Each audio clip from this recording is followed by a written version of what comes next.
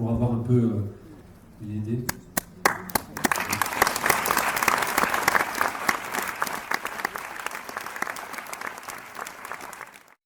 Merci à vous de vous être déplacés. Si, je ne vais pas dire priorité vous est donnée, mais si vous voulez commencer à ouvrir l'échange ou rapporter vos expériences ou votre vécu, c'est le bienvenu et merci à vous. Moi c'est Géraldine, tout simplement, parce que je ne veux pas prendre trop de temps, merci. Je suis vraiment dans l'émotion, merci. Et juste une petite chose, je ne suis pas suspendue, j'ai pris de la hauteur.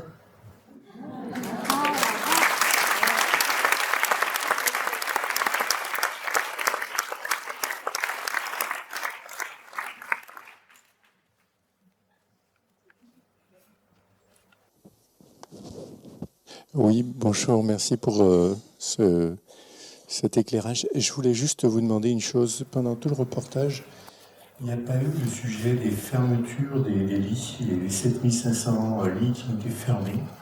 Comment expliquer que dans une institution, les directeurs des directeurs de CHU puissent à la fois vivre pendant 2 ans ce qu'on a vécu et en plus fermer des lits. Donc c'était un sujet que j'aimerais aborder, parce que j'ai pas compris. J'ai pas compris beaucoup de choses, mais là ça restait un peu mystérieux.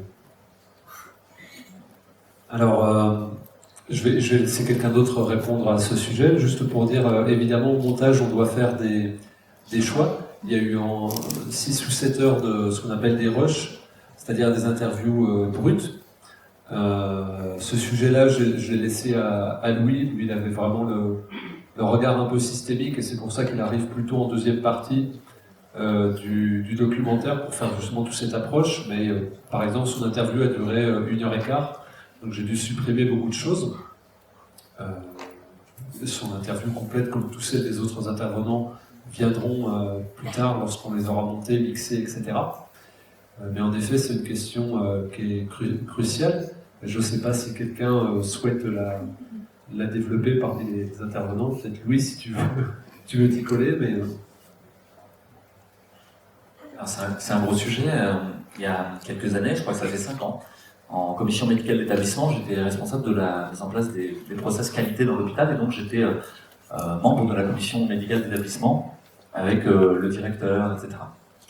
Et on nous présente plein de choses, et je dis publiquement aux administratifs qui sont présents dans la salle, directeurs d'hôpitaux, etc., je leur dis, mais si vous continuez comme ça, l'hôpital public sera à vendre pour 1 euro symbolique à BlackRock dans moins de 10 ans. Et je suis surpris, parce que c'est une attaque directe que je fais. Et personne ne répond. Je comprends pas très bien pourquoi. Aujourd'hui, j'ai compris pourquoi. C'est que c'est le mandat de l'administration hospitalière de détruire l'hôpital public. C'est leur mission. Et si je regarde depuis des années, moi je dois en être à peut-être 5 ou 6 directeurs d'hôpitaux différents sur ma courte carrière, ils changent tous les 2 ans. Ils arrivent, ils viennent faire leur point pour leur retraite, dans un gros CHU.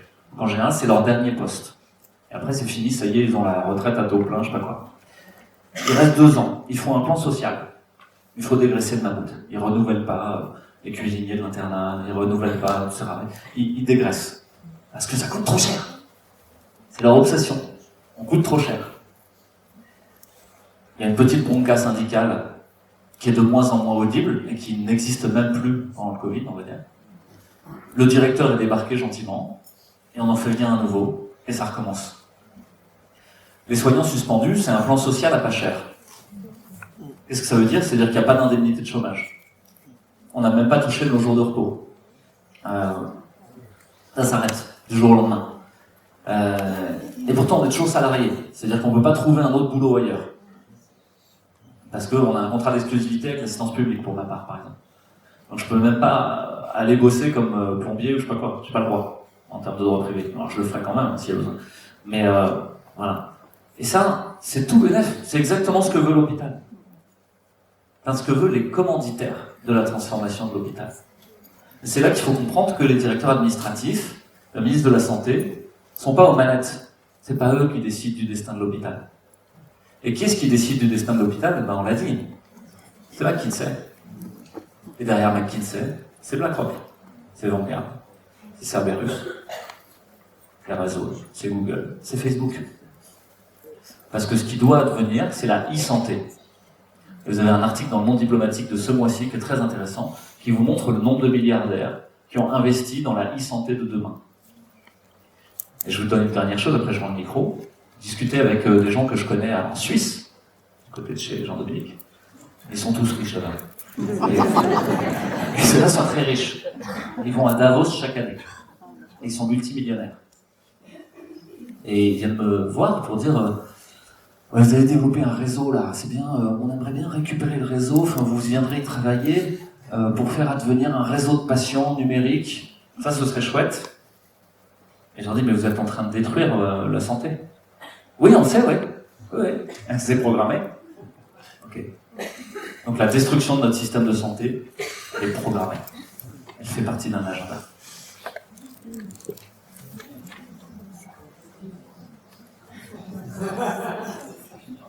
Oui, c'est un truc dur, mais surtout pour la petite anecdote, il y avait eu pendant un moment des vidéos de gens qui filmaient l'intérieur de l'hôpital et envoyaient des services vides alors que le gouvernement disait que l'hôpital était plein. En fait, ces vidéos, elles sont vraies, puisque ils ont fermé tout l'hôpital. Donc, tous les services étaient fermés, sauf 3 types de services: les services d'infectiologie, les services de pneumologie, les réanimations et la médecine interne. Et tous les autres services étaient fermés. Il y avait des lits inoccupés. Voilà, de ce que je peux témoigner, de ce que j'ai vu dans mon hôpital. Merci, Cara. Merci, Louis. N'hésitez pas à lever la main en anticipant un petit peu vos questions. Et comme ça, Dalila et Zora viennent vers vous et on enchaîne avec la prochaine question. Bonjour, je m'appelle Juliette. J'étais orthophoniste, enfin je suis toujours, mais je n'exerce plus.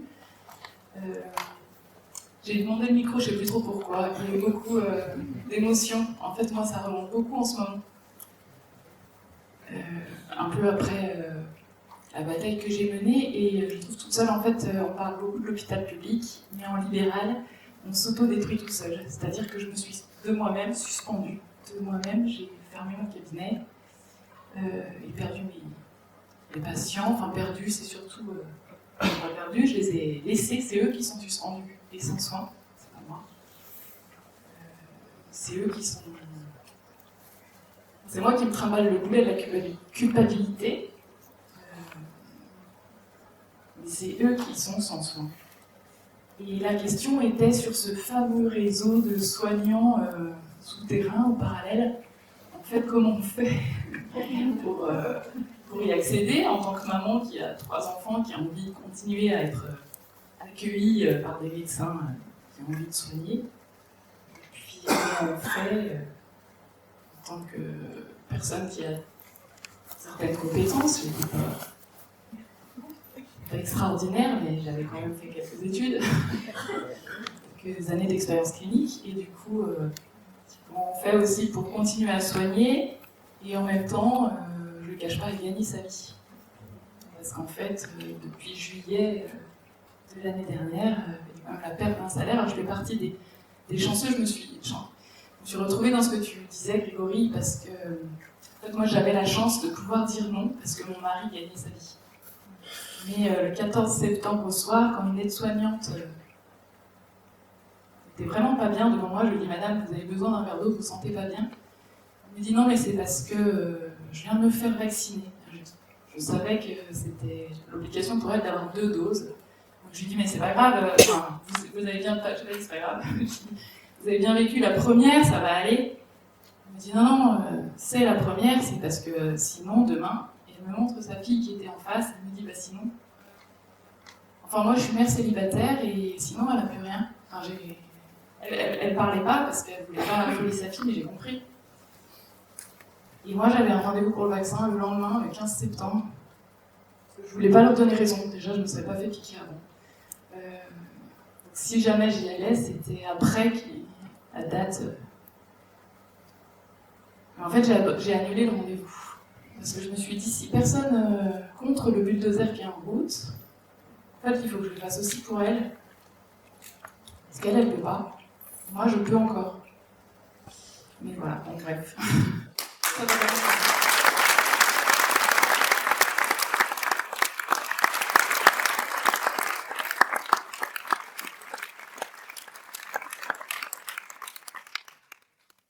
moi j'étais libéral, c'est des choses que je connais un petit peu.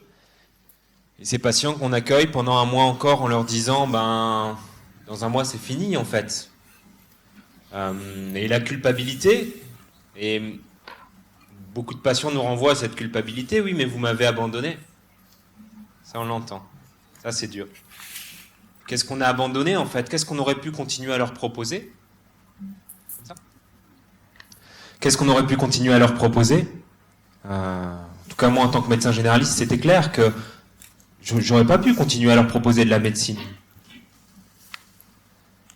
Et puis vient la question de notre vocation. Et maintenant, qu'est-ce que je fais? C'est-à-dire que être là pour soutenir les soignants suspendus, c'est être là pour les aider matériellement quand ils ont besoin. Et puis il y a autre chose, et une grande souffrance qu'on retrouve souvent quand on en parle, c'est...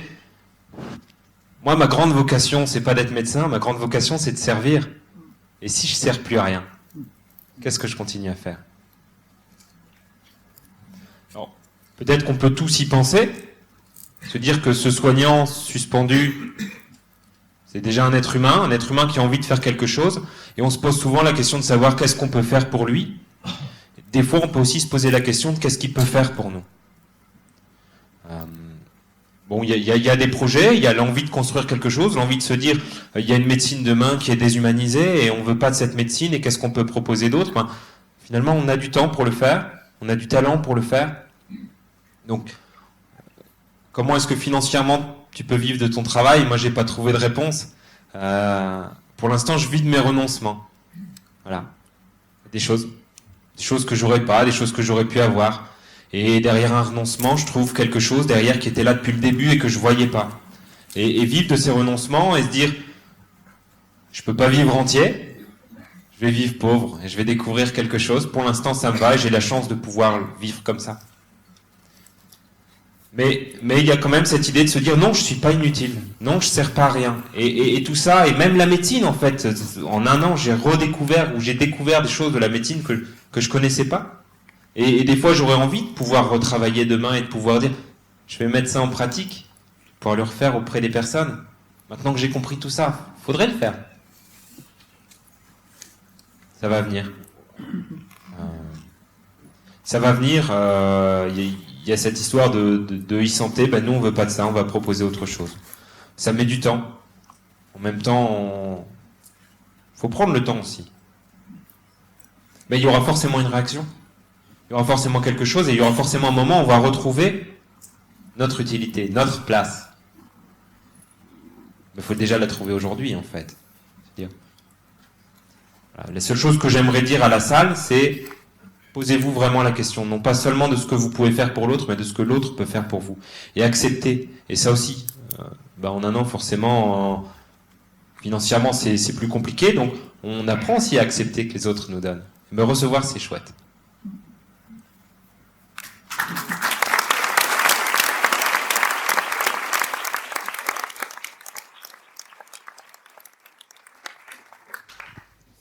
Bonsoir, je m'appelle Anne-Marie, je suis infirmière puéricultrice et j'ai 40 ans de carrière derrière moi.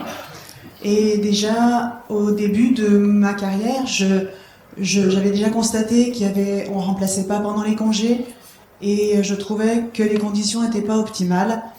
Et j'ai toujours pensé que ça irait toujours mieux, que ça s'arrangerait. Et ça s'est jamais arrangé. Au bout de 40 ans, je me dis, ça tombe en décrépitude. Mais comme disait Isabelle tout à l'heure, cette chose nous permet de nous révéler. Et je crois que j'ai jamais rencontré autant de personnes qui partagent les mêmes valeurs que moi, alors que j'avais l'impression d'être longtemps seule au monde, ou isolée, ou quelque chose de rare, ou voilà. Mais maintenant, j'ai jamais rencontré autant de belles personnes, et merci. Et je voulais dire que moi, je suis pas suspendue. D'abord, j'aime pas ce mot-là, mais c'est pas grave, il existe. Moi, je suis intérimaire, et depuis 6 ans, je suis intérimaire. Et juste quand on est intérimaire, je travaille pour 4 boîtes d'intérim. Mais je travaille plus parce que j'ai pas le dessin qui va bien pour me permettre de travailler. Voilà. Donc j'entends jamais parler des intérimaires et pourtant on est nombreux, donc je pense qu'on est plus que ça, quoi. Voilà, merci beaucoup. Merci.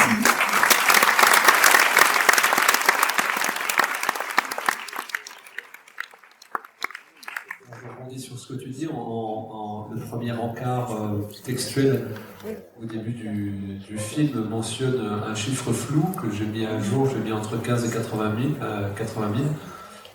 C'est sans doute bien plus que ça, mais c'est très flou. Évidemment, il y a toute une difficulté à chiffrer. Je n'aime pas non plus spécialement ce terme de suspendu, mais c'est un peu l'image que laissait Aurélie, le temps suspendu en suspension, puis ça faisait une image avec des soignants entre deux mondes, qu'on est dans un temps de suspension, ce que définissait un petit peu Greg en disant il y a des choses à construire sur un temps long et il faut du temps. Et donc il y a cet interstice qu'il faut remplir avec des incertitudes, du manque de motivation parfois, de la difficulté financière, des doutes. Voilà, le temps court qu'il faut gérer au quotidien.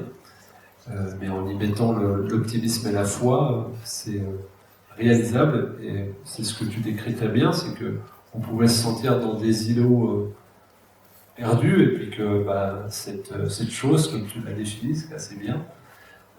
Ça fait un peu penser au film d'horreur des années 90, la The Thing, qui effraie les enfants. C'est un petit peu comme ça.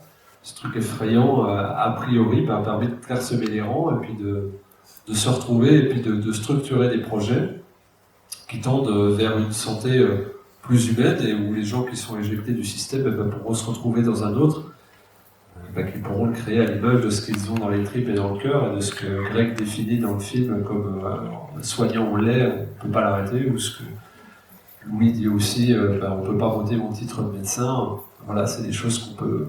Ou Carole, avec son statut de référent, on a enlevé le référent de l'hôpital, mais elle garde ses références. Donc ça, c'est la chose pour moi qui me rend optimiste. Après, l'enjeu, c'est de mettre en synergie, en résonance, toute cette bonne volonté, cette technicité-là, cette humilité-là, pour que ça soit au profit des gens qui souffrent et qui ne se trouveront plus d'accueil dans un système qui est en déliquescence programmée. D'où le fait qu'il y avait cette partie résolument optimiste, pleine d'espoir et d'espérance, pour appeler à cela. Et voilà, j'aimerais parce qu'elle n'est pas présente sur toutes les projections, me donner le micro à Aurore, parce que pour laisser entendre cette chose-là, bien sûr, tous les intervenants ont donné leur motif d'espoir après, mais je voulais aussi montrer qu'on pouvait créer, faire du beau, et danser avec quelque chose qui paraît impitoyable et écrasant. Donc, voilà, je voudrais, si vous le permettez, non pas vous commander quelque chose, mais quand même vous demander des applaudissements pour Aurore.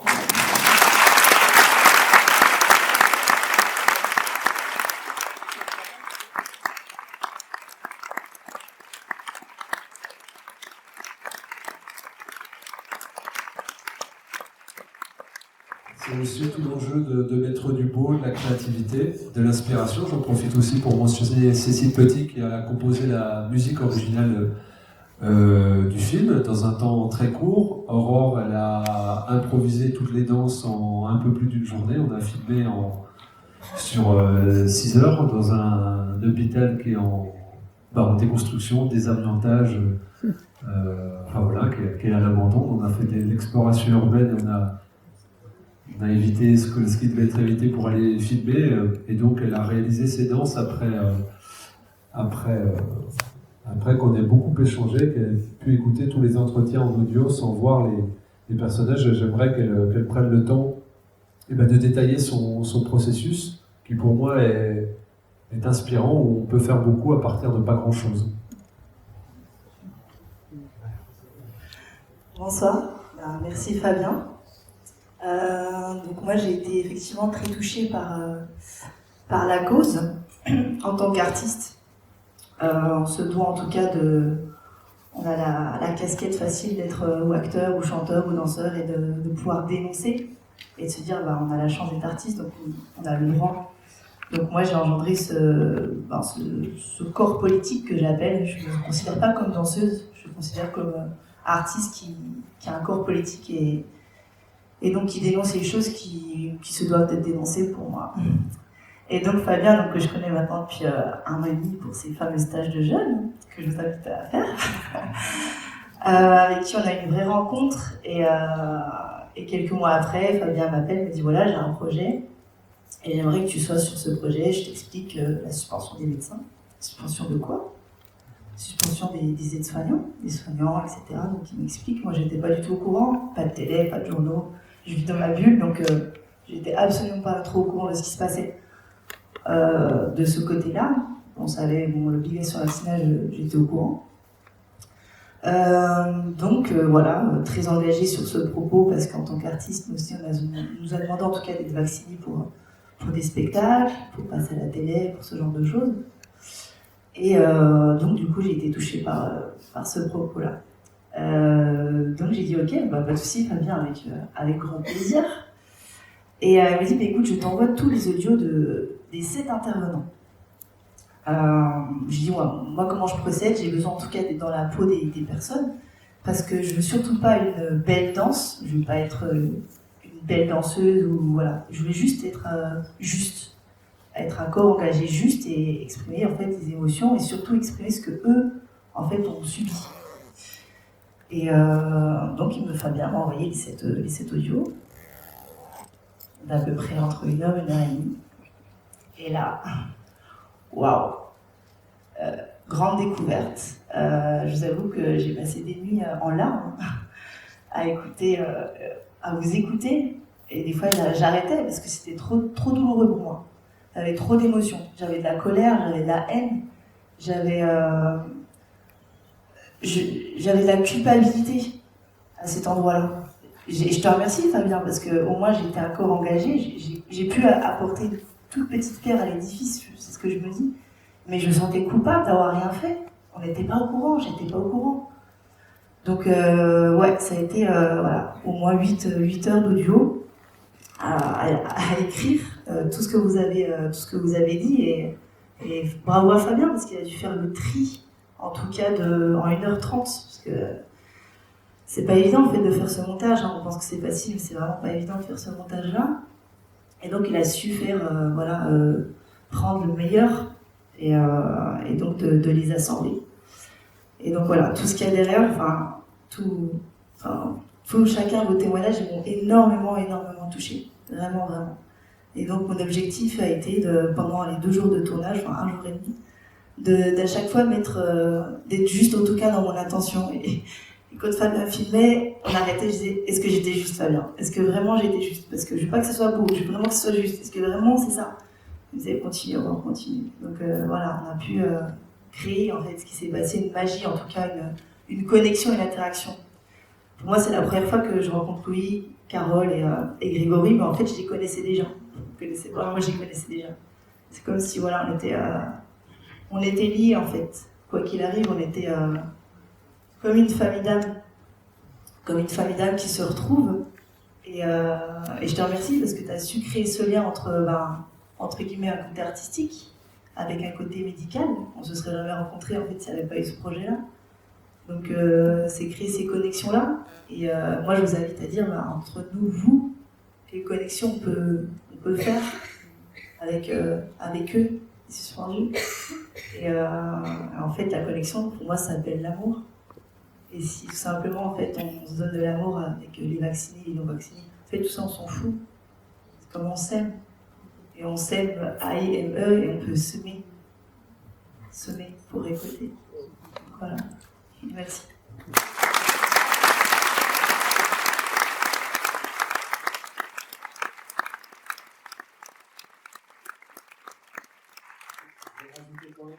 Tout à fait honnête, Aurore, elle est très douce, elle parle très bien, mais elle voulait tout casser sur le tournage sur les danses, et donc je la laissais se défouler. Je lui ai dit, maintenant tu fais la même, mais 10 fois plus calme, parce que il y avait toute la colère du propos qu'il fallait. Mais c'était ça en fait. Et moi derrière, on me posait sur la question, qu'est-ce qu'il y a eu au départ comme sentiment? La colère, la révolte, le dégoût et la honte. Mais après, c'est comment on arrive à apaiser ça, et ça revient aussi. Les 7 personnalités que j'ai choisies, c'est des gens, quand bien même ils peuvent avoir de la douleur intérieure, je ne veux pas parler à leur place, mais en tout cas qui ont su dépasser ça et peut-être donner l'espoir et une ligne directrice inspirante pour ceux qui pourraient rester en posture de douleur, de sidération ou de violence. Oui, bonsoir. Alors moi c'est Frédéric. Je fais écho au témoignage de Juliette, parce que donc, je suis orthophoniste aussi. Alors d'abord je voulais vous remercier vraiment.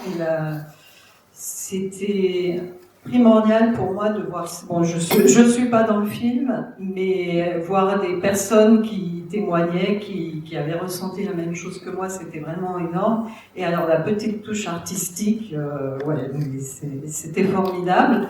Donc moi, étant libérale aussi, j'ai joué jusqu'au mois de décembre. Et puis au mois de décembre, je me suis fait désactiver. Et donc j'ai connu Juliette par les réseaux, et ce soir c'est un grand plaisir, je vais pouvoir enfin discuter avec elle en vrai. Ce que je voulais, oui, alors l'art m'a beaucoup, ça part dans tous les sens, hein, l'art a été primordial pendant cette année. Là, je réalisais que c'est la date anniversaire de cette nouvelle. Et bon, j'ai avancé, j'ai travaillé sur moi. En plus, j'ai été réactivée, j'ai retravaillé, ce qui m'a permis de redire au revoir de avril à juin à un tiers de mes patients, et puis de finir proprement. Et bon, j'ai plein de perspectives pour l'avenir, là, grâce à tous les projets qui fusent. Et puis, je me rends bien compte qu'enfin, je vais être en valeur avec en cohérence avec mes valeurs. Mais malgré tout, il y a quand même une difficulté, encore aujourd'hui, un an après, à intellectualiser le truc, quoi. Quand j'en parle avec des gens, j'arrive pas à expliquer, et il m'arrive encore souvent de me dire, non, mais comment on en est arrivé là? Comment est-ce que c'est possible, hein, malgré tout ce que vous nous avez, toutes les nourritures que vous nous avez apportées? Mais bon. Enfin là, je pense que le plus dur est fait, et puis qu'on va se projeter sur des nouveaux projets. Voilà. Mais merci.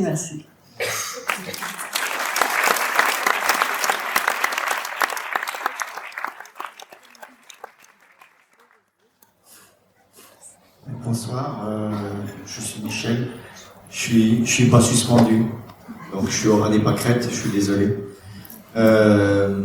Je fais pas partie du corps médical, mais que d'émotions à la fin de cette projection, que de voir ce qu'on a fait subir aux gens, ce qu'on fait subir aux gens.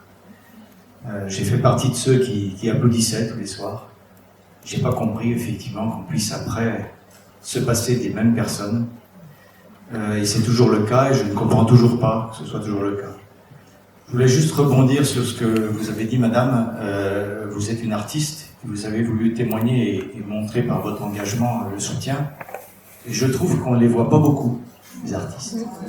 On ne voit pas beaucoup les intellectuels. Ce sont pourtant des gens qui devraient être sensibles, qui devraient avoir une certaine sensibilité. Moi, je suis un vulgaire ingénieur, donc je suis plutôt cartésien. Et là, je n'entends plus ces gens-là. Alors, j'ai toujours envie de positiver, et je me dis c'est parce qu'on ne leur donne plus le micro. On leur a coupé l'audition. Voilà. Donc je ne sais pas. Et ça m'interroge beaucoup. Peut-être une question pour monsieur Jean-Dominique Michel, que je vais entendre.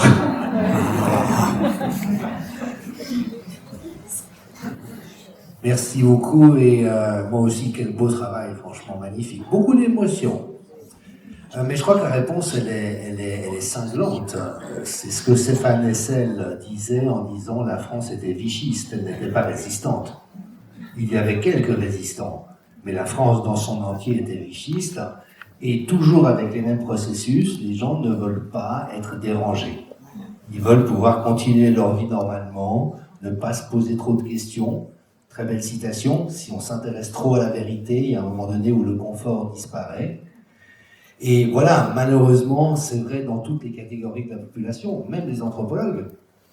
Et une des raisons pour lesquelles je me suis autant exprimé, c'est pas par plaisir de le faire, encore que, mais c'est parce que j'avais pas de collègues qui le faisaient à ma place et qu'il fallait bien que quelqu'un aille au front.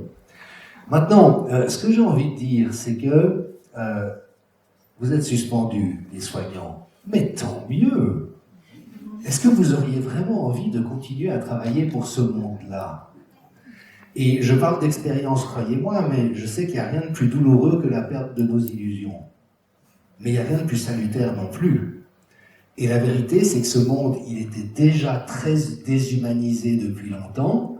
Alors évidemment, quand on a la ressource de la naïveté, et c'est avec la gourmandise le défaut pour lequel j'ai le plus d'indulgence, eh bien, voilà, on donne de soi, on paye de sa personne, on compose avec, on fait cet effort supplémentaire pour malgré tout bien s'occuper des patients ou des gens qu'on rencontre. Mais vous voyez ce que je veux dire, à l'intérieur d'un système qui était déjà toxique et qu'il est devenu depuis un certain temps à un niveau tel que ça serait totalement déraisonnable et inhumain de rester à l'intérieur de ce système. D'autant plus que l'injection génique expérimentale, c'est quoi ? C'est si tu ne me donnes pas ton corps pour que je puisse l'utiliser de la manière que j'estime juste, à ce moment-là, tu n'es plus un citoyen, tu n'es plus un sujet. Et qu'est-ce qui réunit l'ensemble des personnes qui sont ici ce soir? C'est que vous êtes des sujets. Peut-être êtes-vous suspendus, mais il vaut mieux être suspendu que robotisé.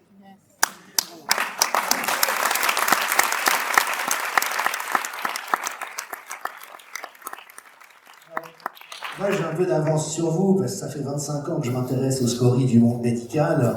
J'ai supervisé énormément d'équipes en milieu hospitalier. Et les psychanalystes à l'époque avaient cette phrase magnifique qui disait « Une structure soignante doit prendre soin d'elle-même en priorité. Parce que si vous n'allez pas bien, vous ne pouvez pas soigner les autres. » Et c'est exactement ce qu'on a vu au cours des décennies.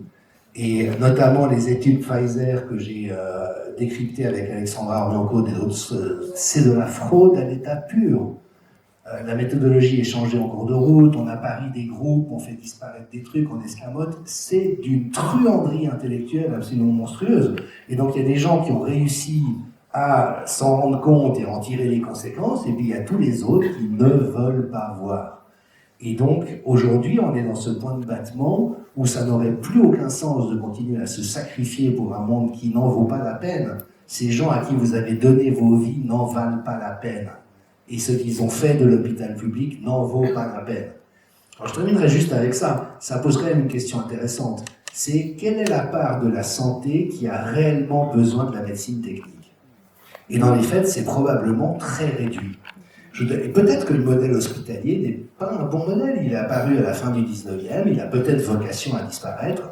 Je vous donne juste un exemple. Dans un domaine que j'ai travaillé plus que d'autres, la santé mentale, on sait que l'hospitalisation à domicile des patients qui décompensent est beaucoup plus bénéfique à tous égards que les faits de les extraire de leur milieu de vie, les planquer dans des lieux qui sont souvent extrêmement délabrés et peu bienfaisants. Et donc, si on fait du caring à la maison avec l'entourage naturel de la personne, ça aide beaucoup plus. Les soignants sont plus satisfaits, les patients sont plus satisfaits, l'entourage est plus satisfait. Et vous savez pourquoi ça n'a jamais été mis en application en Suisse? Parce qu'il n'y a pas les catégories assurantielles qui permettent de rembourser ce genre de dispositif.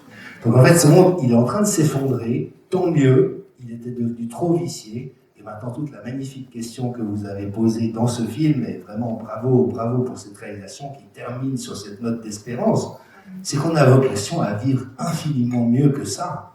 Et nous avons les ressources les uns et les autres de créer ce beaucoup mieux que ça.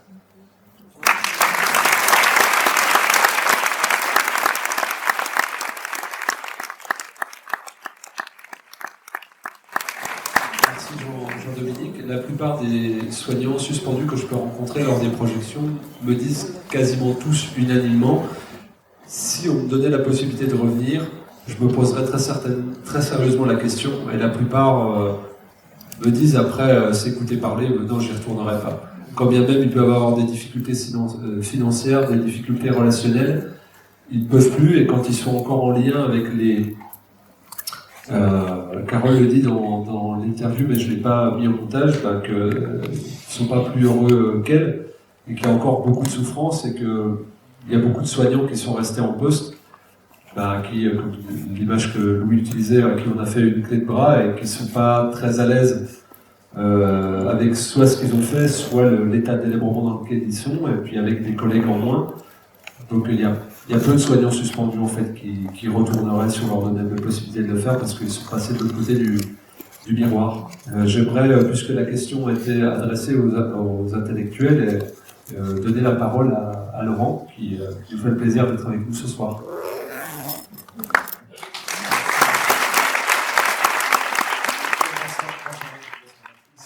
En fait, je crois qu'un élément de réponse au silence des intellectuels et des artistes, en fait, c'est ce qui est au cœur de tout ce qui nous arrive depuis 2 ans, c'est la peur.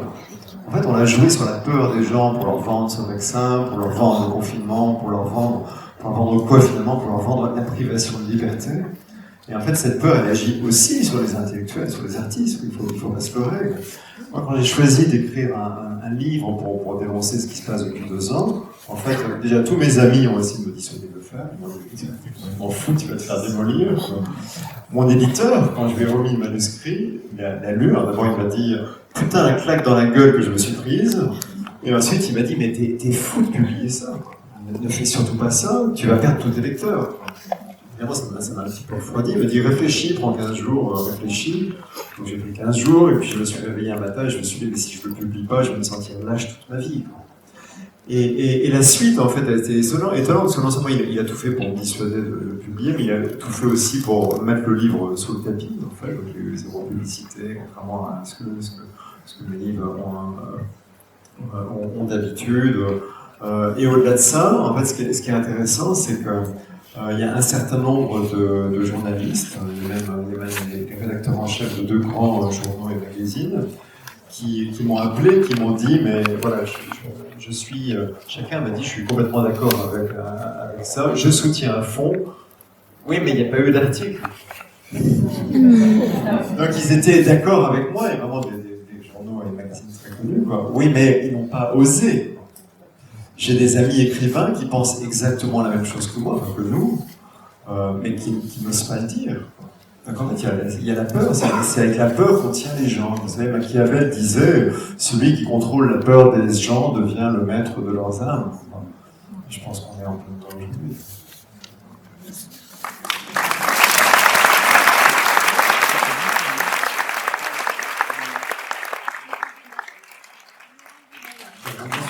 Puis je laisserai Jean-Dominique rebondir s'il veut compléter ou corriger. J'en parle souvent avec Mehdi Belhadj-Kassem, qui est un ami à plusieurs d'entre nous. Et pareil, le livre que j'ai sorti de lui a été mis sous le tapis par bon nombre de libraires et même mon futur ex-diffuseur, que je suis très heureux de quitter. Voilà. Quand même, il ne peut pas présenter ça au public. Ah bon? On ne peut pas présenter un livre qui est respectueux, qui ne contient pas de vulgarité, qui ne stigmatise pas. On ne peut pas présenter un point de vue différent. C'est pas possible. Est-ce qu'il est blessant? Est-ce qu'il est insultant, ce livre? C'est quoi le problème? Et donc, je disais, mais ça s'appelle la censure. Ah non, c'est pas de la censure. Alors qu'est-ce que c'est quand on ne donne pas la possibilité? Non, mais on ne peut pas laisser n'importe quoi se dire. Mais je dis, mais vous avez Eric Zemmour en tête de gondole. En fait, on ne peut pas laisser dire n'importe quoi, sauf si ça rapporterait de l'argent, sauf si on est hyper présent dans les médias et qu'on jouirait d'un regard bienveillant, d'une certaine intelligentsia financière. Et donc pour moi, on n'est pas dans une épidémie sanitaire, on est dans une épidémie de conformisme. C'est ça en fait. Et donc ça revient à ce que tu disais, une forme de... Quand tu disais, tu pourrais pas te regarder dans le miroir, tu te sentirais lâche. Je pense qu'il y a ça, et pour moi, en ce sens, il y a bien d'autres personnes qu'on pourrait citer, mais tous les soignants suspendus, pour moi, sont des gens de valeur, des gens courageux, et les applaudissements que vous avez nourris, pour moi, ils allaient vers eux, parce que c'est cette exemplarité morale de valeur, de foi en l'autre, qui sont essentielles, et qu'il faut vraiment faire preuve de courage et d'intégrité pour pouvoir refuser ça. Et qu'en fait, c'est la conformité par rapport à un système. Les artistes, il y a la subvention aussi qui va derrière. Faut pas l'oublier. Comme beaucoup de personnes qui sont par les médias, c'est la pub qui les finance. Donc pour moi, peut-être que tu voudras rebondir dessus, Jean-Dominique, c'est vraiment le conformisme qui est un fléau actuellement, et que j'espère que les personnes qui prennent position de manière médiatique, comme les 7 personnes qui ont été interviewées, donneront l'élan à d'autres de prendre une place à leur côté, voire de se substituer pour que des fois ils souffrent ou qu'ils soient moins attaqués, parce que quand la charge est répartie, elle est moins lourde à porter. Et donc c'est aussi un des objets de ce documentaire. Souvent on me dit quand la suite, parce qu'il faut que les savent, la suite elle ne m'appartient pas.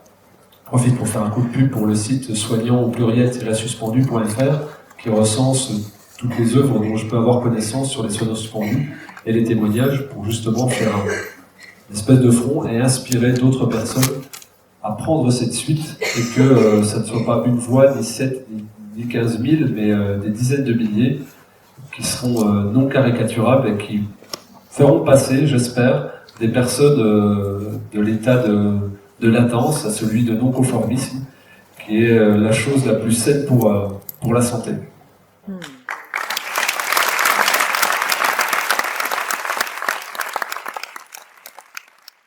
Merci beaucoup. Comment ne pas rebondir sur ce thème?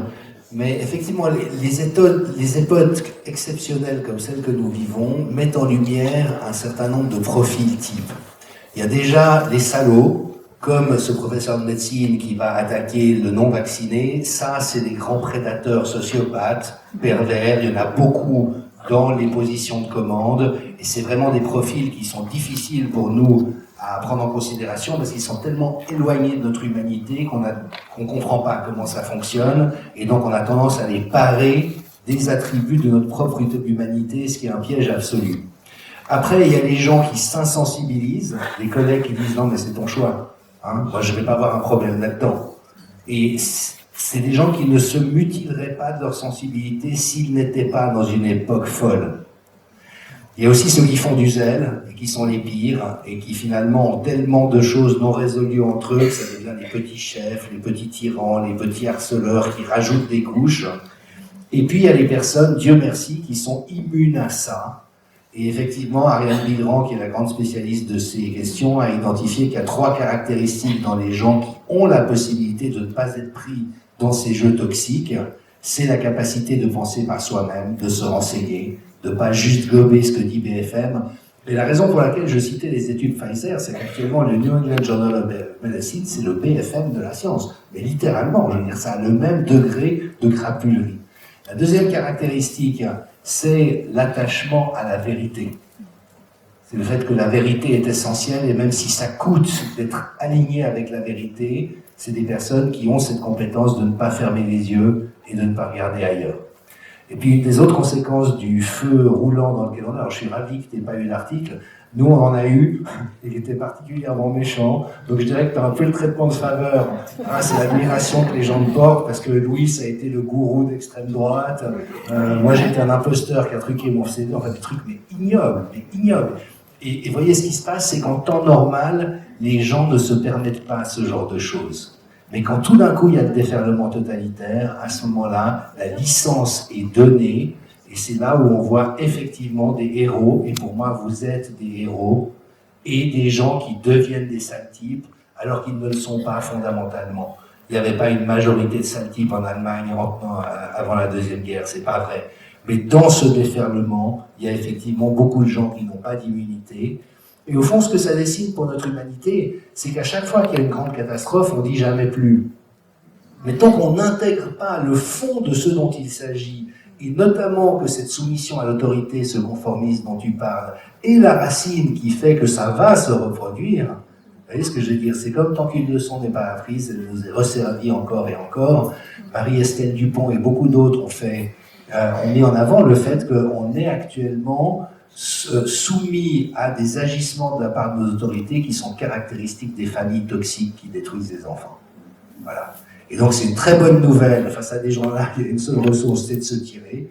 C'est peut-être pas le choix que vous avez fait consciemment, mais vous vous êtes tiré d'une manière ou d'une autre. Donc vous êtes beaucoup mieux même. Et j'ai beaucoup de compassion pour les galères, évidemment que les questions matérielles et sociales et organisationnelles se posent. Mais je peux que vous le redire, il est 1000 fois mieux de ne plus être soumis à des gens comme ça. Parce que l'anti-management, Louis l'a très très bien évoqué, c'est inspiré des modes de gestion nazis. Il faut le savoir, toute cette dérive qui est en train de s'infiltrer par les cabinets comme McKinsey, c'est l'idéologie nazie qui est de retour. Et beaucoup d'entre nous avons des parents ou des grands-parents qui étaient dans la résistance et qui ont été des héros. et dont on pensait qu'ils avaient mis fin à la menace nazie. Sauf qu'elle est de nouveau devant nous, et que nous devons être lucides, nous devons être aguerris, et nous devons nous libérer de nos illusions, parce que, je terminerai avec ça, je suis assez bavard quand je parle de ça, mais la vérité c'est que c'est eux qui ont peur, c'est eux qui sont terrorisés.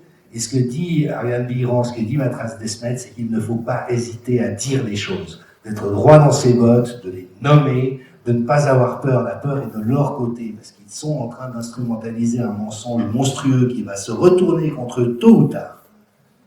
Et c'est à eux d'avoir peur, c'est pas à nous.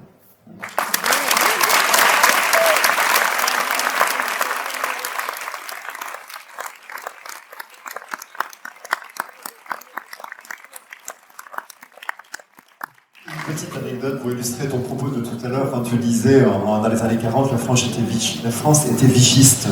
Ah, c'est une anecdote que je te racontais tout à l'heure en coulisses. J'ai un ami libraire sur l'Orient qui me raconte qu'il fait partie d'un petit groupement de libraires, d'accord, ce qui leur permet de mettre des moyens publicitaires en commun. Et ils éditent une petite feuille de chou qui pourrait être, je sais pas combien, et chaque libraire en fait choisit un livre coup de cœur qu'il met en avant, d'accord, et qui s'est distribué dans toute la région. Et donc cet ami libraire me raconte qu'il a choisi le livre de Louis, tous résistants, pour le mettre dans cette petite feuille de chou. Et là, tous les autres libraires du groupement, donc de la région de l'Orient, lui disent « Ah non, mais c'est pas possible, hein, tu peux pas faire ça. » Et ils disent « Bah écoute, si, voilà, c'est un coup de cœur, c'est notre coup de cœur, parce que c'est un couple de libraires. » Ils disent « Non, mais on veut pas, quoi. Donc, on veut pas, on s'y oppose formellement. » Ils ont dû retirer le livre. Et ce qui est super intéressant par rapport à cette anecdote, c'est qu'ils n'ont pas dit on n'adhère pas à ce livre, on ne l'aime pas, voilà, ça choque nos valeurs, ce qui était leur droit le plus strict. On a le droit de ne pas aimer un livre, on a le droit de pas être d'accord. Okay. C'est pas du tout ça qu'ils ont dit, à aucun moment.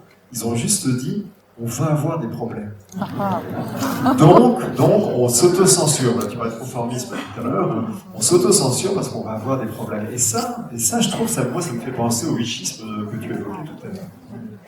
Et puis, une autre anecdote, pour rebondir sur un autre de tes propos, tu parlais du fait d'apprendre. Tu disais parfois c'est long d'apprendre. Alors, c'est une anecdote qui va vous faire sourire.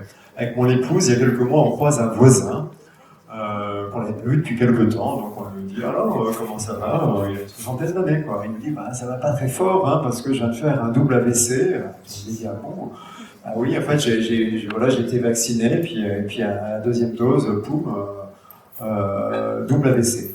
Alors, je lui dis, ah bon, vous êtes sûr que ça vient de là? Bah, il semblerait quand même, et d'ailleurs à l'hôpital, tous les infirmières nous ont dit c'est l'explosion des AVC, y compris chez les femmes qui sont apparemment moins sujettes à ça. Donc voilà, on parle un peu pendant 5 minutes, et puis à la fin, ma femme lui dit, bon, au moins pour vous, parce que c'était il y a quelques mois au moment de la 3e dose. Alors ma femme lui dit, bah au moins pour vous, la question de la 3e dose se posera pas. Et là, il nous regarde, il fait, bah il va bien falloir.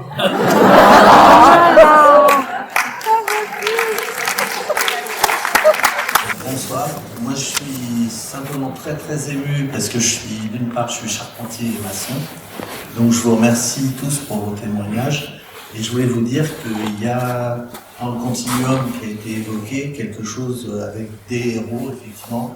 On a évoqué Vichy, je trouve qu'on ferait bien mieux d'évoquer Georges Guingouin, qui est un petit instituteur qui a libéré Limoges et qui a créé d'énormes difficultés pour toutes les troupes d'occupation et tout le conformisme dans la Creuse. Donc je vous invite, on a dans notre histoire et dans notre soi-disant destin commun, on a déjà des tas d'exemples d'hommes et de femmes vertueuses sur lesquels on peut s'appuyer. Et je voudrais rebondir, moi, pour avoir donc depuis des années décidé de ne pas me conformer, puisque je construis des maisons en terre crue, des campisés. Je me suis intéressé assez tôt aux toilettes à compost et à l'accroupissement. Et pour revenir à ce qui a été évoqué, je pense que dans les soins qui sont à notre disposition, et que j'utilise moi sur mes chantiers avec les plus jeunes que je forme, j'utilise beaucoup la danse. Et la danse, pour moi, est un exemple de ce que vous avez évoqué, comme il y aurait aussi certainement le chant prénatal, etc.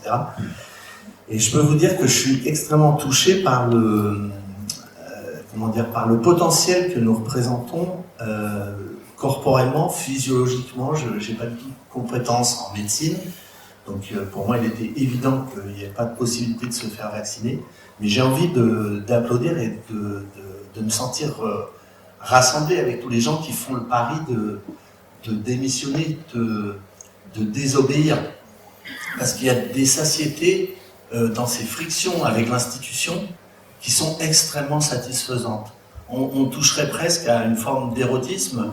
Il y a des gens comme Yves Citon qui parlent de l'attention au réel plutôt qu'à la fiction. Ça rejoint aussi Benassaya, des gens comme ça, qui nous invitent à aller nous frotter avec cette réalité absolument abominable qu'on a évoquée. Et moi, je suis extrêmement... je suis heureux aujourd'hui d'être parmi vous.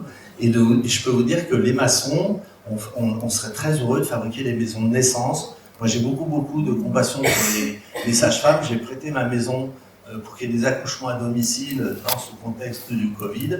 Donc, on a des capacités, des compétences et des capacités, diraient certains, qui sont à trouver et que voilà, votre soirée nous encourage à trouver. Donc, je vous remercie infiniment.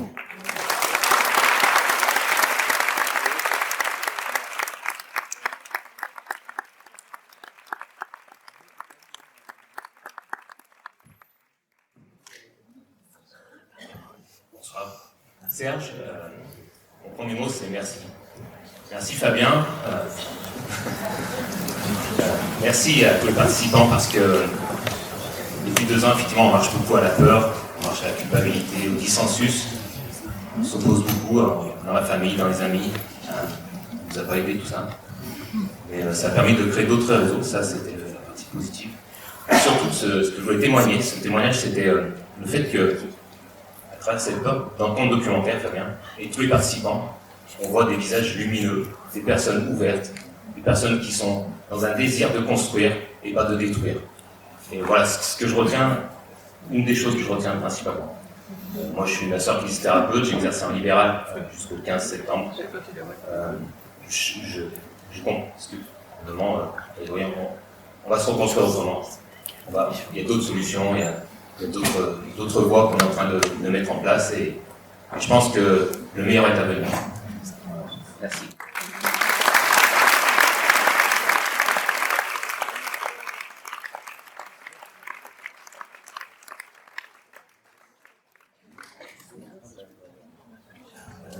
Bonsoir à tous. Alors, un grand merci à vous pour ce film qui est plein d'espoir. Je voulais simplement apporter mon témoignage. Je suis née avec un handicap que j'ai voulu cacher aux yeux du monde. Et je me suis construite un petit peu comme une guerrière. Donc j'étais cette première de la classe. J'ai été dans ce conformisme. Et je me suis engagée dans la vie avec détermination et avec beaucoup de peur. Et je me suis éloignée de moi-même, je me suis désalignée. Et j'ai travaillé pendant 20 ans dans l'industrie pharmaceutique. Jusqu'à cette expérience qui nous réunit tous ici ce soir, cette expérience qui finalement est pleine d'espoir parce qu'elle permet à des gens comme moi de se réveiller et de rejoindre l'artiste que j'avais enfoui derrière la guerrière. C'est pourquoi j'ai écrit un livre aujourd'hui pour témoigner de ce réveil à moi-même, de ce réveil collectif qu'on est en train de vivre. Et j'y vois énormément d'espoir et je suis très heureuse de retrouver plein d'âmes comme ça, prêtes à reconstruire un nouveau monde. Merci à tous.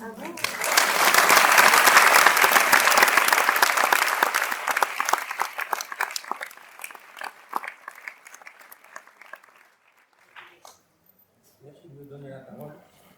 Ça marche ou pas? Bien près du menton, micro.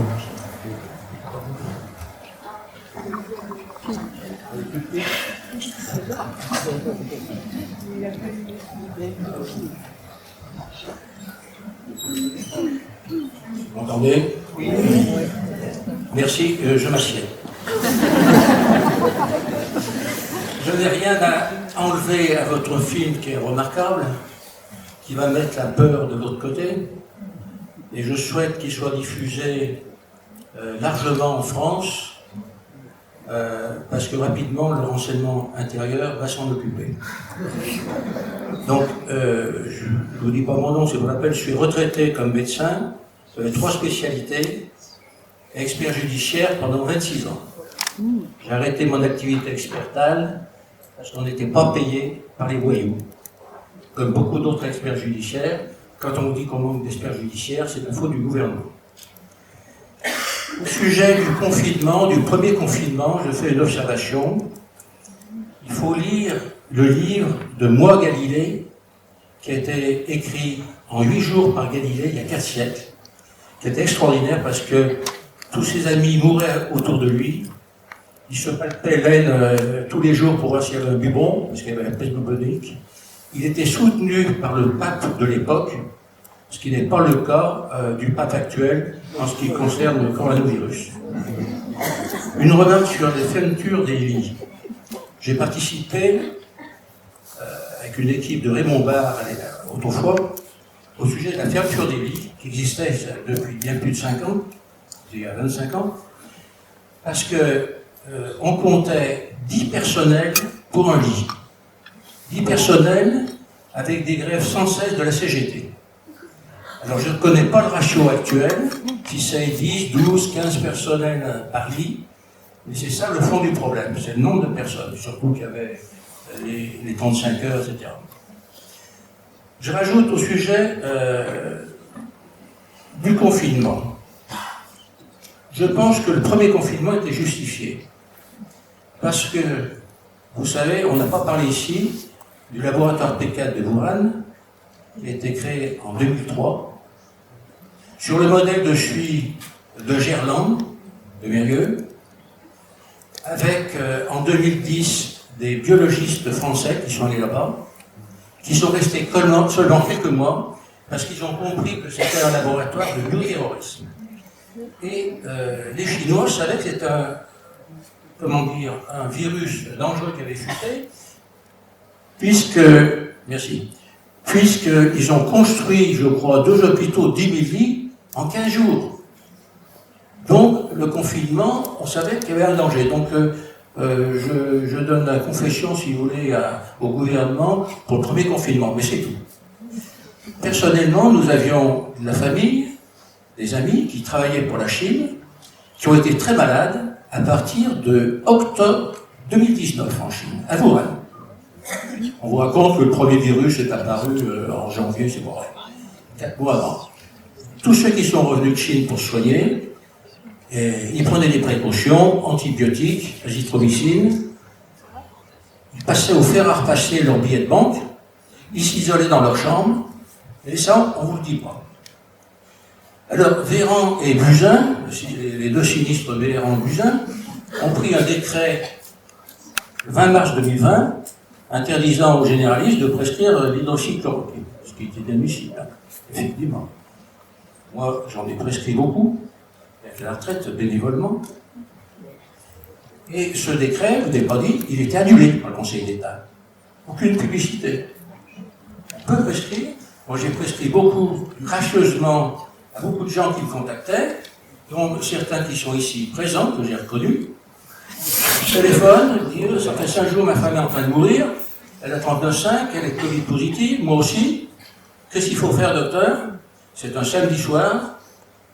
J'envoie par Internet une ordonnance, puisqu'on peut envoyer des ordonnances par Internet, avant la fermeture de la pharmacie à 19h30. Hein. Le lendemain, surprise, je ne suis pas réveillé, parce que je me réveille tôt. Le dimanche matin, à 9h30, docteur, merci, on a tous les deux 37,5. Miracle. Donc, on peut toujours prescrire l'hydroxychloroquine, l'azithromycine, etc. Même hors ANM, c'est sous notre responsabilité. Et je pense que beaucoup de soignants qui ont été suspendus ont dû le faire, mais ils n'ont pas osé le dire. Excusez-moi, comme on s'était donné 1 heure, 1 heure et quart. Oui, bien sûr, je suis un peu long. Alors, 2 complications que j'ai connues. Un ingénieur, 54 ans, très proche de nous, la famille, hein, fait une leucémie entre la première et la deuxième injection. On parle entre nous. Un autre petit-fils me dit, mais une tante à Genève, la même chose. Après la première injection, entre la première et la deuxième, off, une leucémie. Par contre, j'ai pas pu avoir les dossiers parce que, vous savez, quand on va aux obsèques, on va pas demander le dossier médical. Merci. J'ai pas pu vous dire autre chose, merci.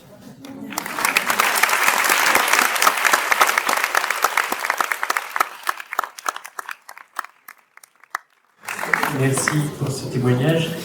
Vous avez vu que sur scène, nous avons accueilli un nouvel intervenant à qui j'aimerais donner la parole. Peut-être lui laisser le soin de se présenter, parce que je le ferai sans doute moins bien que lui. Alors, je m'appelle Philippe Bouvala, j'ai différentes casquettes, c'est rapide. Et je vais prendre à la fois la casquette du physicien et de l'anthropologue. Alors, si on lit un bon auteur, Primo Levi, qui a connu le nazisme, qui a subi les camps de concentration, il posait une question toute simple. C'est quoi un nazi? Il répondait, c'est quelqu'un qui a perdu son principe de résistance. Tous ceux qui ont résisté ont gardé leur humanité. Et effectivement, on l'a rappelé, quand on regarde comment la résistance sous la France vichyste a progressé, ça a été progressivement parce que les gens sortent de la peur en ayant devant eux des modèles. Alors, en physique, c'est la même chose. Ce qu'on vit, c'est une transition de phase. On espère aller vers le grand réveil, j'en suis persuadé. Et si on prend de l'eau et qu'on la chauffe pour qu'elle passe à l'état de vapeur, avant que la totalité de l'eau passe à l'état de vapeur, il y a des petits domaines dans une majorité de liquides où il y a déjà un élément gazeux. On appelle ça des centres de nucléation. Et puis ces centres vont obéir à une loi qu'on trouve dans le vivant, qui est la coopérativité. Ils vont fusionner, devenir de plus en plus grands, et à un moment donné, ça va passer à l'état de vapeur. Donc toutes les initiatives vont jouer le rôle de centre de nucléation dans le monde entier. Et c'est ça qui va faire basculer l'état liquide, qui est un ordre, dans l'état gazeux. Alors ce qu'on vit, c'est plutôt l'état solide, puisque c'est un ordre totalitaire. Et donc Paul Valéry disait qu'il y avait deux dangers pour l'humanité. L'état solide qui est totalitaire, parce que les atomes ou les molécules ont peu de degrés de liberté. Et l'état gazeux, c'est l'anarchie. L'anarchie, c'est la plus haute forme de responsabilité d'un régime politique, puisque chaque individu est responsable de lui-même sans mettre en péril les autres. C'est pas le désordre. Donc plus il y aura d'initiatives, plus les gens qui sont dans cette démarche de principe de résistance le feront savoir, plus il y aura un phénomène d'imitation. Voilà, on a envie de s'identifier. Il faut à nouveau réintroduire la dimension héroïque. Voilà. Et c'est ça qui fera basculer le régime.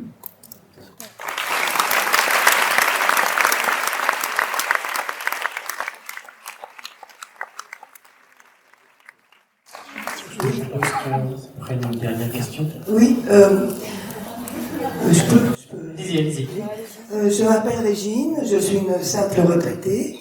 Alors, je suis élue par toute cette journée humaine par rapport à la médecine. Il y a deux vitesses, médecine à deux vitesses. Alors, les suspendus qui ont dit qu'ils prenaient le temps, et c'est normal de réagir et tout ça, le temps de se lancer dans des médecines parallèles, j'allais dire, dans des médecines naturelles. Et de l'autre côté, il y a la médecine numérique qui vont se dépêcher à faire l'hôpital, tout ça, à numériser toute la société et tout. Moi, ce que je me demande, en tant que retraité déjà, j'aimerais bien que ceux qui prennent le temps, évidemment, c'est normal, c'est naturel et tout, de prendre le temps de changer de médecine. Est-ce que moi, en tant que retraité, je vais pouvoir voir ce changement de société avec ceux qui prennent le temps? Bon, mais est-ce qu'ils peuvent arriver à aller, je veux dire, non mais, d'aller un peu plus vite pour résister?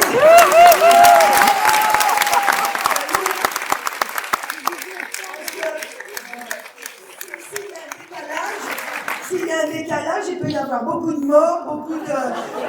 je veux dire, en attendant que la nouvelle société se remette, moi je voudrais bien la voir avant qu'il y ait aucune mort. Voilà.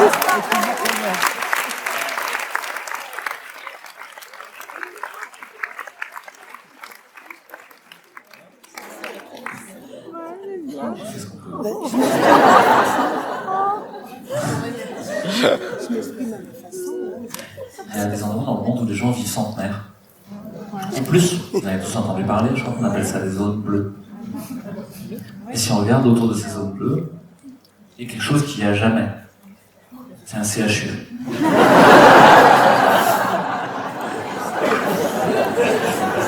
C'est un gros travail.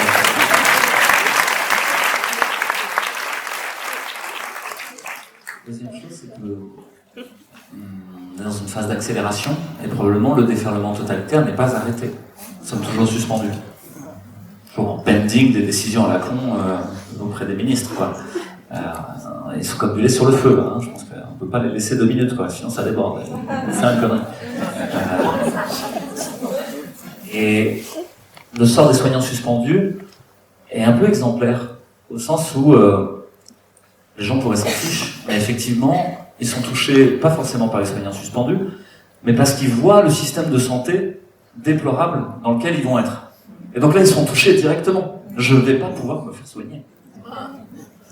Ça, c'est intéressant, parce qu'on touche des gens à des endroits où on n'aurait jamais pu les toucher avant. Parce qu'ils se sentent concernés d'un coup. Ils ont peur pour eux-mêmes. Et puis, c'est les soignants suspendus, mais demain, c'est les enseignants. Et puis après-demain, c'est les autres fonctionnaires. Et puis après-demain, c'est les employés, les salariés des grandes entreprises. Donc en fait, la renégociation unilatérale du contrat social par un diktat sanitaire, qui est sanitaire aujourd'hui mais qui sera climatique demain, ou voilà, si vous n'êtes pas d'accord pour soutenir les chatons ukrainiens, après-demain vous serez mis à la porte, quoi. C'est en train d'arriver à tout le monde, donc ça va s'accélérer encore. Il n'y a qu'à attendre, il faut être patient, et être capable d'accueillir les gens quand ils arrivent. Parce qu'on a beaucoup parlé de eux et nous, mais c'est pas vrai. Eux, c'est nous. Les petits accommodements avec la vérité, les peurs, les difficultés à aller parler avec quelqu'un parce que comment je serais perçu, mais on les a tous. Nos petites couardises, etc. Et y compris dans la résistance. Et je crois qu'il y a une réconciliation à faire. Le travail de Macron, c'est la part du diable. Nous, c'est la part de l'ange. Il faut faire. C'est le travail de réconciliation. Ce film, il est là pour ça. Ce qu'on essaie de faire, c'est là pour ça. Si vous parlez du conformisme ou de la peur, par exemple, est-ce qu'on gratte le besoin de fond derrière? En communication non violente, on essaie de descendre au besoin fondamental. Rester en lien, continuer à faire partie d'eux. Ça, c'est juste. Ça, c'est vraiment profond. On en a besoin. On a besoin de continuer à faire partie d'eux. Donc, quelque part, le conformisme de ceux qu'on juge des collabos, etc., en fait, est-ce qu'ils veulent continuer à faire partie? Ça peut s'entendre, même si ce qu'ils font est dégueulasse. Donc la question, c'est peut-être pas de leur montrer et leur mettre le nez dans la merde. La question, c'est de leur dire, tu peux faire partie d'autre chose si tu lâches ça. Et cette autre chose est plus beau, plus intéressant, plus riche, plus dense de liens. Donc ça, c'est notre travail. C'est construire un système de santé désirable. C'est construire un système scolaire désirable. C'est construire un système artistique où on peut exprimer son talent sans avoir besoin de faire la pute auprès des ministres. Bon, c'est construire toutes ces choses-là. C'est construire une démocratie désirable. Là, au travail. Hein. Parce qu'il y a du boulot. Et c'est plutôt très joyeux à faire. Parce que si vous regardez nos têtes, vous pourrez avoir l'air de victime, 15 pieds de long, etc. Moi, j'ai jamais autant rigolé de ma vie. Hein. Jamais autant pleuré non plus.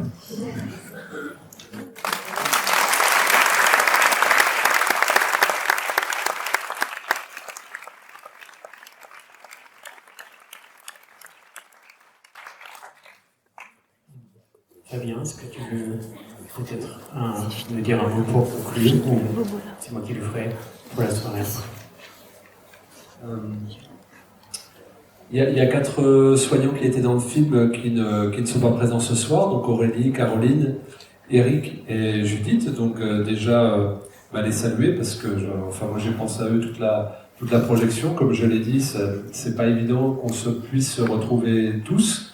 Donc déjà, ma première pensée va pour eux. La deuxième, c'est auprès de toutes les personnes suspendues, pas que les soignants, parce que évidemment il y a le personnel administratif, il y a les éducateurs.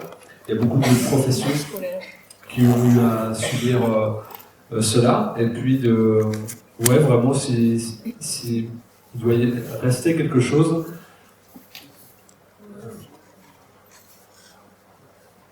C'est la volonté de dépassement et de transfiguration de la douleur qu'ont témoigné, bien avant les interviews que j'ai pu faire, les 7 personnes qui sont à l'écran. Et dans cette notion d'exemplarité, d'héroïsme, de lien motivant et de figure d'exemplarité, eh bien, j'aimerais voilà, que ça ruisselle un peu partout. Et la question que ça soit vu le plus possible, ce documentaire. Il fera sa vie comme il doit. Et je pense qu'on est plus sur une notion de qualité que de quantité. On raisonne parfois de manière tronquée en disant il faut qu'on soit plus, il faut qu'on fasse plus, il faut que ça aille plus vite. C'est vrai, hein, on est poussé à cette réflexion à travers quelque chose qui est conditionné par le matérialisme. Moi, je pense qu'il y a quelque chose qui est beaucoup plus puissant, qu'on ressent tous à l'intérieur de nous et qui est absolument non quantifiable.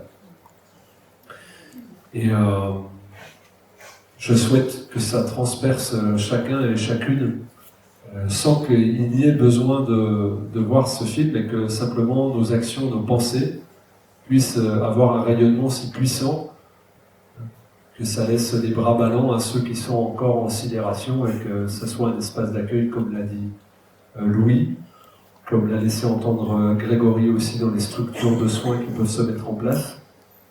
Et voilà, j'espère que chacun repartira d'ici avec le sourire, ce qui est un des objectifs. On a le droit de continuer à être vivant, joyeux. J'étais très heureux. Merci d'être venu avec un petit.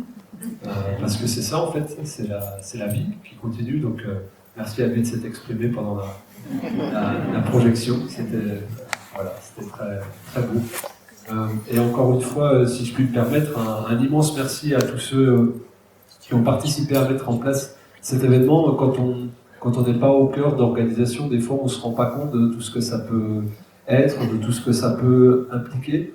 Donc un immense merci pour le temps pris. Vraiment, je suis très touché que le film ait pu être capté par vous pour avoir fait un événement comme celui-ci. Et merci à Jean-Dominique, à Philippe et à Laurent aussi de s'être rejoints au débat et d'avoir apporté leur subjectivité constructive. Merci à vous.